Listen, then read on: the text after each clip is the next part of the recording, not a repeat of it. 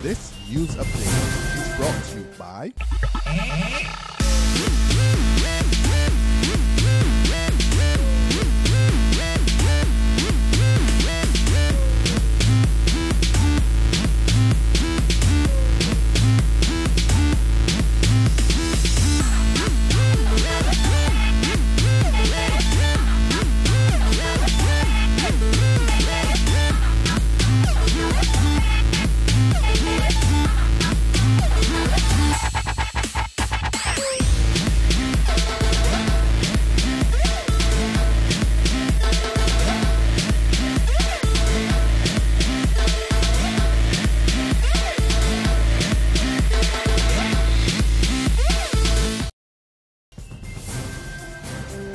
This is the 6 p.m. Barbados Day update for Tuesday, August 19, 2014. A warm welcome to you. I'm Kmar Jordan. Good evening. We begin with the threat of legal action now hanging over the education sector. The president of the Barbados Secondary Teachers Union, Mary Redmond, today revealed that the union is taking the government to court over the transfer of several teachers from the Alexandra School last year. The transfers came in settlement of a bitter dispute between the teachers and the former principal of the St. Peter's School, Jeff Broomes. We are taking the whole matter, the transfer of the teachers from the Alexandra School to court. We have actually filed our documentation in that regard. It was done very recently because we had to make sure that we exhausted the process at every level before we took it to the courts. And we have done that, so we took our next logical step in the quest for justice in this regard. Meantime, Principal Broomes is back in hot water again. This time it's with members of his teaching staff at the Parkinson School over recent changes to the school's curriculum and timetable. The teachers also say there's a communication breakdown with the principal. However, a relaxed Broomes is not losing any sleep over the issue. He tells Barbados Today the issue at Parkinson School stems from his decision to have a mentorship program and a remedial first form at the institution to cater to those students with scores of 30% or less. At the end of the day, I cannot and will never support the notion of why I found that Parkinson School. We're out there for the last 3 years before he came there. More than 60% of the children left school every year without a single certificate. Is Parkinson a better school than that? Has a greater legacy than that? And I cannot ever be part of that. If I am to be crucified for doing what I think is in best interest of helping people's children, crucify me. Because I will not bend on that.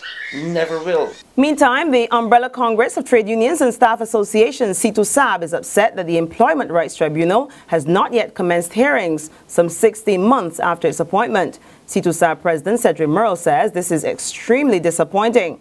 He contends that the lack of a suitable venue and failure to provide essential professional services to the tribunal are having a crippling effect. With an estimated 75 cases referred to the panel so far, Merle is warning that if the situation isn't addressed soon, the tribunal could be overwhelmed. He's also insisting that the parties involved in disputes spare no effort in having them resolved at the level of the Labour Department. Attorney General Adriel Bradford does not believe that term limits for prime ministers will work in Barbados. The AG was responding to a question on whether Bridgetown should follow in the footsteps of Trinidad and Tobago. The Port of Spain Senate is now in the process of debating the proposed law, which also calls for a runoff in the event that a candidate fails to secure 50% of the votes cast in a general election. The new legislation also makes provision for the recall of non-performing MPs. It sounds good, etc., but where you have a population of 280,000 people and where you have not exactly a surplus of individuals being interested in engaging in political life, it may not necessarily work in a small democracy like ours. I don't have a fixed view on it. I don't have a fixed view on it. But my caution is exactly that in fact that what worked for a population of 4 million people or 5 million people may not work for a population of 280,000. There's regional and international news after this short break. Hi, I'm Red Plastic Bag. Anyone who knows me knows I don't like cold.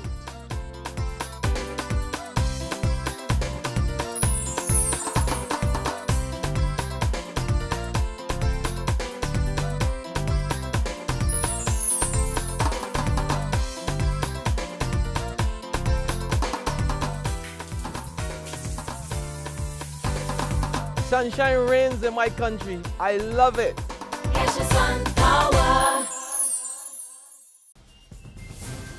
To sport now, no official word yet, but the talk of the town in the cricketing fraternity today is that the West Indies coach, Otis Gibson, has been sacked. Gibson has been noticeably absent from the training camp now on in Grenada ahead of the first one-day international against Bangladesh. Barbados today understands that Gibson has fallen out of favor with a number of key players who have taken their grouses to both WIPA, which is the Players Association, and the management of the West Indies Cricket Board. We'll wait to hear what come out of that. To the regional news now, former Haitian President Jean-Bertrand Aristide is seeking to have an investigative judge removed from his case. Last week, the judge issued a warrant for Aristide's arrest after he failed to appear at his office for questioning on a number of serious criminal charges.